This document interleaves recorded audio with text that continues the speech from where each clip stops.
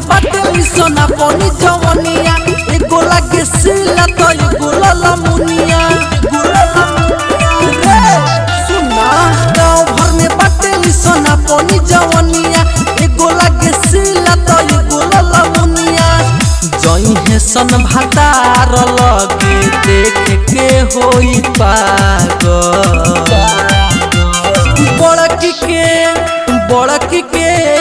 बड़की के झूले लागल छोटकी के फूले लागल बड़की के झूले लागल छोटकी के फूले लागल बड़की के झूले लागल छोटकी के फूले लागल बड़की के छोटकी के रिकॉर्डिंग बाय सेफी सीतामढ़ी। एगो रहरी में मिले एगो नहर में दुनु मिले जाली सो ओयो शहर में बुझता रह एगो रहरी में मिले एगो नहर में दुनु मिले जाली सो ओयो शहर में एकनी के शिकार में रही हम रात भजागल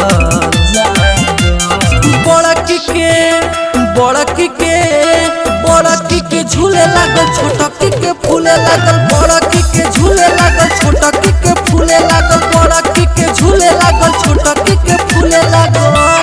बड़की के छोटकी के म्यूजिक बाय सबीर बाबू। होले कनी के जवानी गदा राइलबा पूरा टोला मोहल्ला आ घाइलबा हर खा के होले कनी के जवानी गरा माइलबा पूरा टोला मोहल्ला आ घाइलबा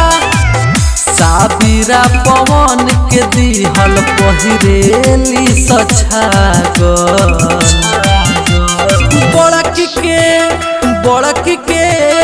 बड़की के झूले लागल छोटकी के फूले लागल बड़की के झूले लागल छोटकी के फूले लागल बड़की के झूले लागल